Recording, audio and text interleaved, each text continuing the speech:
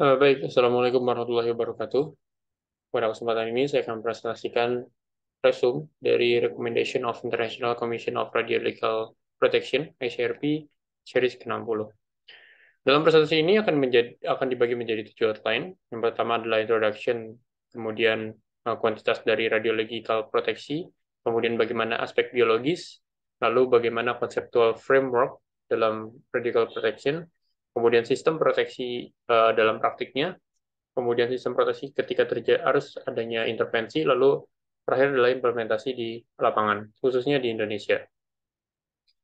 Masuk ke bagian pertama mengenai introduction. ICRP 60 merupakan publikasi yang dipublish oleh International Commission pada tahun 1990, di mana tujuan utamanya atau secara garis besar ini berisi tentang prinsip-prinsip mendasar dan metode yang perlu digunakan untuk memproteksi manusia dari uh, exposure radiasi terionisasi yang tidak diinginkan. Dokumen ini berisi banyak sekali topik, dari mulai radiological proteksi, masuk di dalamnya adalah bagaimana perhitungan radiasi, dosimetri, dosis acceptable, dan sampai ke dosis limit. Dikarenakan pasti adanya perbedaan di setiap negara, maka setiap negara punya membutuhkan otoritas sendiri untuk mengembangkan guideline ini sesuai dengan praktik dan policy yang ada di negara tersebut. Uh, Poin penting di dokumen ini adalah effective dose, dosis limit, dan prinsip ALARA, as low as reasonable achievement. Masuk ke bagian kedua mengenai kuantitas. Ini yang paling mendasar ada dosis absorpsi. Absorb dose, ini D, merupakan energi yang terabsorb pada per unit massa. Kemudian ketika dibobotkan terhadap jenis radiasinya, maka kita dapat equivalent dose, HT. Ini bagaimana dosis terabsorpsi rata-rata pada tisu dan organ pada suatu kualitas radiasi tertentu. Ini ada nilai-nilainya, misalkan proton ini satu, elektron satu, tapi kalau ada neutron ini tinggi, karena memang neutron energinya tinggi. Kemudian proton 5 sampai ke alpha partikel, sebuah partikel bermuatan yang memiliki radiasi tinggi, energi tinggi. Kemudian, kalau tadi ekuivalen dos dibobotkan lagi terhadap jenis radiasi, nah efektif dos ini kemudian adalah ekuivalen dos dibobotkan terhadap jaringan yang ditinjau, ada WT. Ini ada nilai-nilainya, Gonad, Bond, dan sebagainya. Semakin tinggi nilainya, berarti semakin radio absorber. Jaringan tersebut menyerap dosis radiasi lebih banyak dibanding dengan jaringan lain yang memiliki nilai bobot yang kecil. Next, di sini ada juga dosis komitmen. Ini merupakan integral dari suatu waktu tertentu. Jadi dosis dari time 1 ke time selanjutnya itu bisa dihitung dengan menggunakan dosis komitmen. Lalu ada beberapa kuantitas lain seperti aktivitas, ini berhubungan dengan radio isotop, kemudian ada ambient dose equivalent, directional dose equivalent, dan sebagainya. Masuk ke bagian kedua mengenai aspek biologis. Di aspek biologis ini karena berhubungan dengan manusia dan bagaimana sel-sel tubuh ini merupakan sel-sel yang baik dalam merespon radiasi, maka radiasi terionisasi ini dapat mengeksidasi atom dan molekul di dalam sel, sehingga ada perubahan energi di atom tersebut, dan ini sangat berpotensi untuk merubah struktur dari sel tersebut. The most significant from the cell damage is DNA damage. Dan hal yang paling krusial di sini adalah ketika DNA-nya rusak. Karena DNA adalah benar-benar core dari sel tersebut, sehingga after the cell survive, maka ketika sel tersebut atau organ tersebut kehilangan fungsinya, ini kemudian disebut sebagai efek deterministik. Karena efek yang bisa terjadi langsung dan bisa ditentukan. Other faktor, sex exposure, nih, beberapa faktor lain seperti exposure yang akan menyebabkan karsinogenesis dan mutasi dapat terjadi ketika radiasi itu datang pas di sel yang dapat berproliferasi, sel-sel yang digunakan untuk mengreproduksi, menggandakan diri. Radiasi can also increase. Nah, radiasi juga dapat meningkatkan respon imun dan kesetimbangan hormon di dalam tubuh. Dan ketika sel somatik ini berubah, maka ini dapat berpotensi terjadinya kanker. Kalau sel germ ini, sel sperma di gonad ini berubah juga bisa mengubah hereditas, informasi hereditas. Kemudian DNA yang rusak dapat diperbaiki dalam sel, cuma ketika perbaikannya tidak sempurna, itu akan sangat mempengaruhi nilai kehidupan dan uh, mempengaruhi fungsi dari sel tersebut.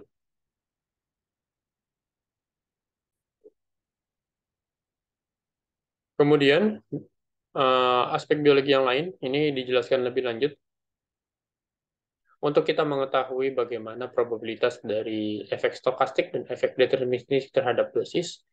Data yang didapat merupakan data dari efek-efek dari pasien radioterapi, baik dari radioonkologis, kemudian ini survival dari bom atom, dan sebagainya.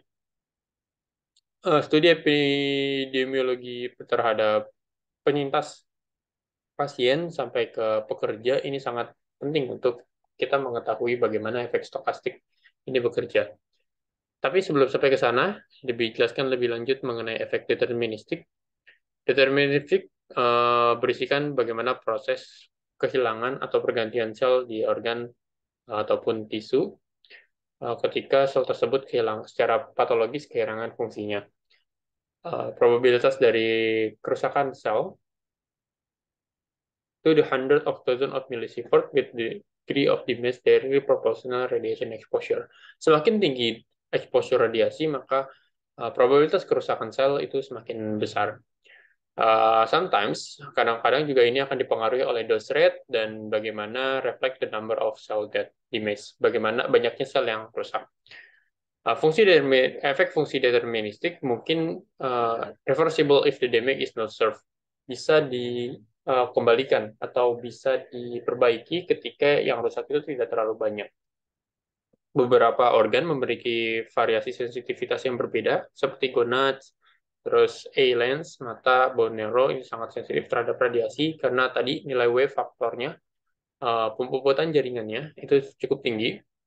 Kemudian kerusakan pada vessel bloods, apa namanya saluran darah, ini kemudian sangat sekali berpengaruh terhadap fungsi organ yang lain. Ambang batas dari efek deterministik adalah bagaimana kita menentukan level safe dari eksposur radiasi.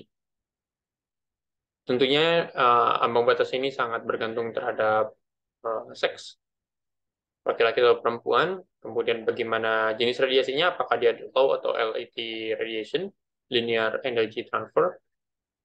Kemudian juga perlu tergantung pada setiap jaringannya. Karena tadi setiap jaringan punya pembobotan radiasi yang berbeda. Kemudian next, ini beberapa contoh ambang batas dari ICRP sebelumnya, tahun 1984. Seperti pada lens, ini threshold-nya kalau dilihat sekitar 5 sievert, dengan per tahunnya itu 0,1 sievert, dan sebagainya. Beranjak dari deterministic effect, selanjutnya masuk ke stochastic effect. Efek stokastik ini bagaimana terjadi ketika uh, pengembangan dari sel somatik di tubuh ini menjadi sangat kompleks. Tubuh sebenarnya punya mekanisme untuk mempertahankan dan mengeliminasi beberapa sel-sel yang survive tanpa memodifikasi. Namun, sel-sel yang survive ini tidak serta-merta bisa langsung hilang. Tetapi bahkan sel-sel yang survive ini, jika memang survive-nya masih normal, dia akan kembali seperti biasanya. Cuma kalau ketika uh, tidak lagi senormal itu, maka dapat memodifikasi sel-sel yang normal di sekitarnya. A few of the from scientific effect, the boundary fence does respond rationally is not possible because its differential dimension mechanism. Nah, jika kita melihat dari efek stokastik, maka kurva respon dosis ini menjadi tidak possible lagi karena ada banyak sekali kemungkinan seperti sel damage, perbaikan sel yang kurang baik, sampai ke kematian sel. Sensitive to the cancer duration, vary between individuals. Ya, ini seperti yang sebelumnya. Jadi sensitivitas kanker ini sangat sekali bergantung terhadap individu, genetik sampai ke psikologinya. Kemudian studi epidemiologis, statistik ini bahkan tidak bisa memberikan informasi yang persis terhadap efek stokastik karena kita benar-benar tidak tahu kapan itu muncul dan sebagainya. Kemudian low dose study have limitations. Ini beberapa dosis rendah ini memiliki limitasi seperti kontrol, lack of control, keterbatasan kontrol kontrol objek penelitian. Kemudian juga ada beberapa faktor yang tidak terlihat atau tidak didapatkan, but is still relate to the radiation protection. Tapi memang masih dibutuhkan untuk proteksi radiasi. Jadi walaupun tidak memberikan data yang serta-merta bisa mengetahui efek dari suatu fenomena, tapi ini masih tetap digunakan sebagai dasar proteksi radiasi. As a number of average potential effect is population based study challenges. Studi untuk bagaimana melihat efek stokatis sampai saat ini menjadi suatu tantangan untuk low dose dan dose rate. Nominal heritage effect probability coefficient estimate 0,6.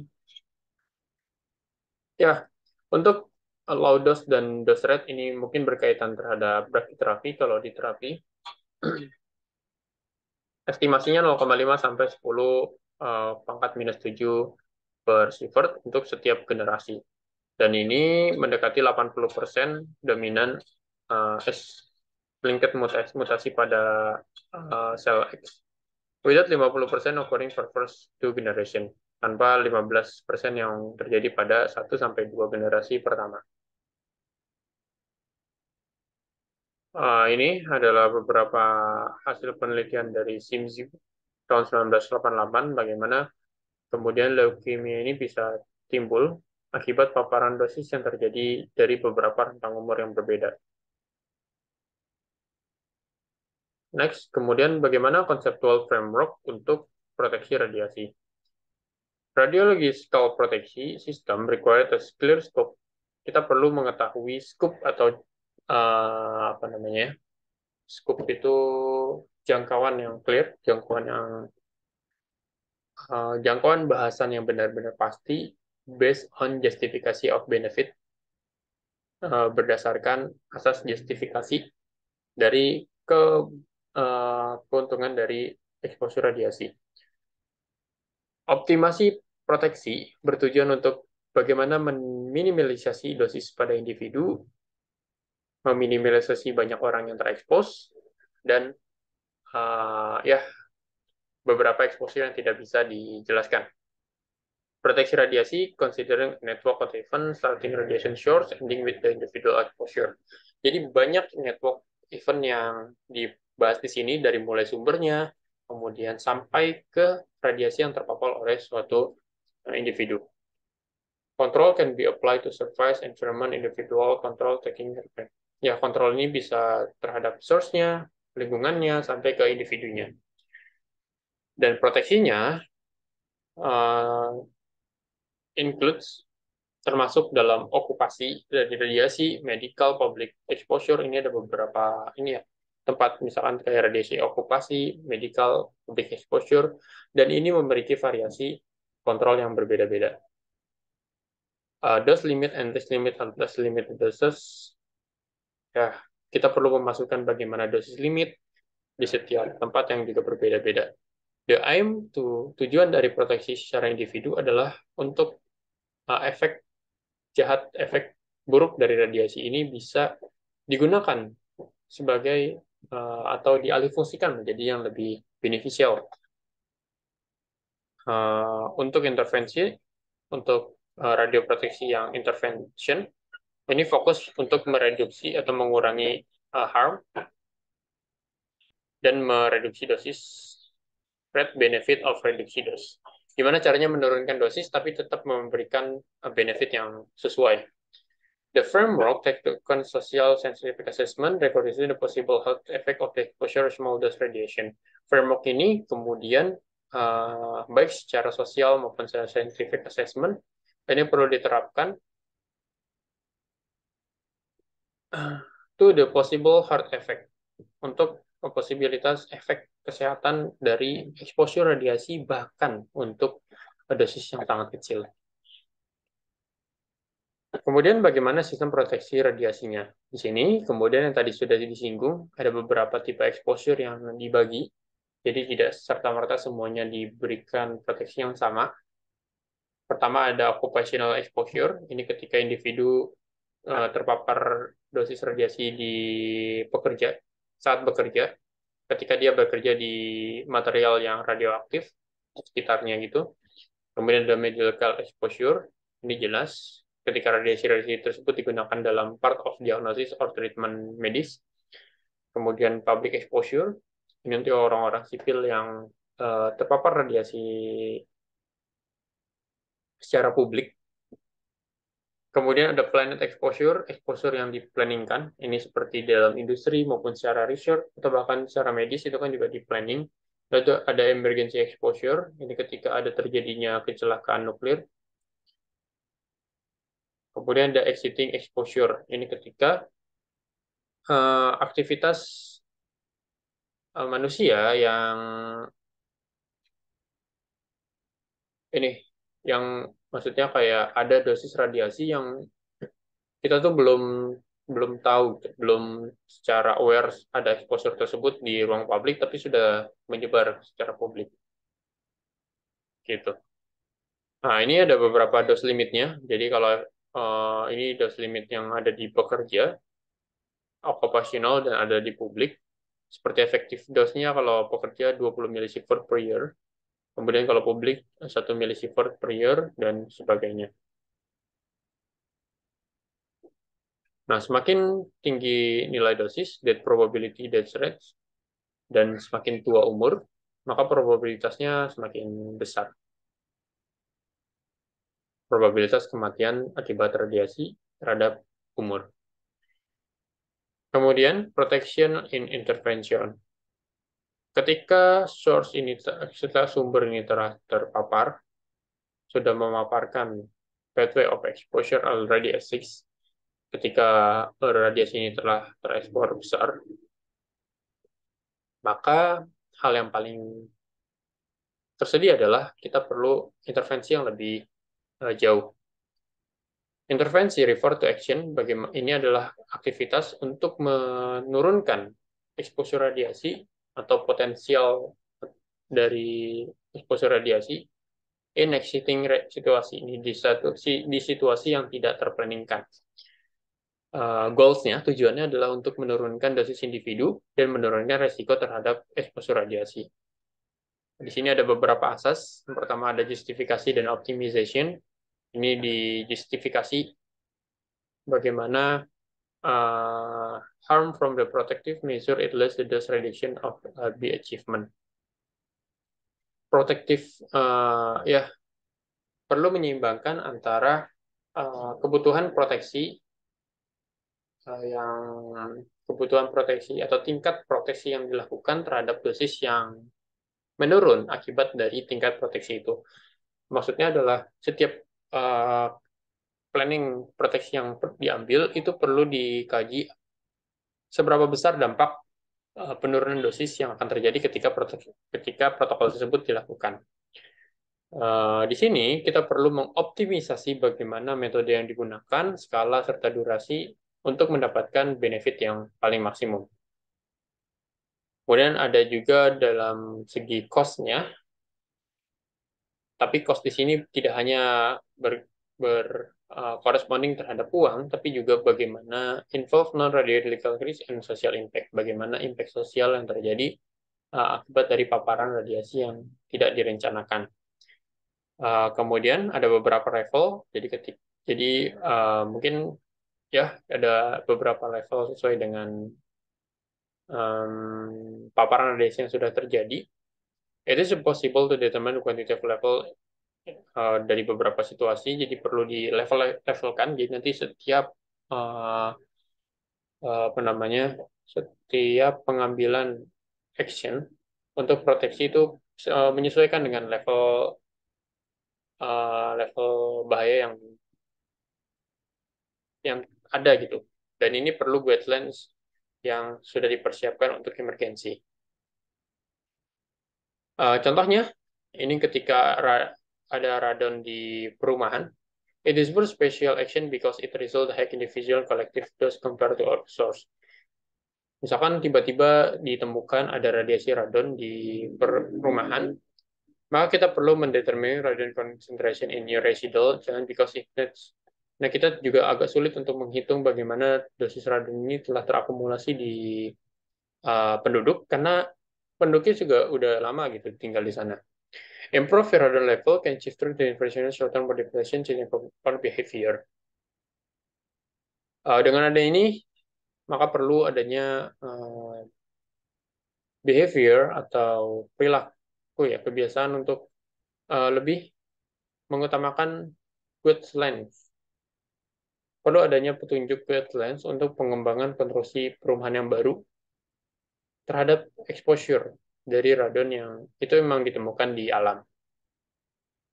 Kemudian ada beberapa residu radioaktif yang mungkin masih belum hilang atau tersisa terhadap kejadian sebelumnya.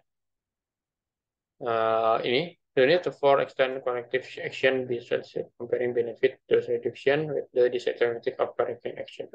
Nah, sistem proteksi yang dilakukan juga perlu mempertimbangkan tadi lagi-lagi justifikasi apakah uh, aksi dari proteksi ini memberikan uh, sebanding gitu. Cost yang dilakukan ini sebanding terhadap reduksi dosis yang didapat. Ini kemudian dijelaskan lebih lanjut di publikasi 40. Terakhir, bagaimana implementasinya khususnya ada di Indonesia. Pertama, government responsibility, uh, bagaimana pemerintah ini kemudian memberikan respon dan mengatur. Kalau di Indonesia ini ada di PP nomor 33 tahun 2007 tentang keselamatan radiopenyiaran dan keamanan sumber radioaktif. Ini peraturan presiden. Kemudian grant of authority and responsibility dari pemerintah diturunkan ke kalau di sini ke Batan dan Bapeten dijelaskan di peraturan pemerintah nomor 33 nomor 10 tahun 1997. Lalu praktis registrasi bagaimana registrasi atau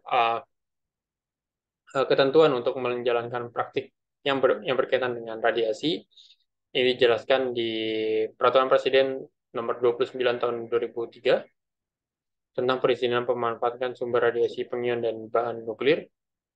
Lalu proteksi pada pekerja, ini ada di Perkabar Peten. Kemudian ada use of personal protective equipment, ini juga ada di Perkabar Peten. Karena Bapeten kan yang lebih sebagai pengawas dan Batan sebagai apa namanya pelaksana. Kemudian exposure monitoring and measuring, ini juga ada di Perkabupaten nomor 6, pemantauan kesehatan untuk pekerja radiasi. Kemudian manajemen radiatif waste, ini ada di peraturan pemerintah nomor 61 tentang pengolahan limbah. Kemudian ada training education, ini juga masuk ke pekerja, communication information, sampai ke research and development. Itu saja yang bisa saya sampaikan mengenai resume dari SCRP 60. Lebih kurangnya saya mohon maaf. Assalamualaikum warahmatullahi wabarakatuh.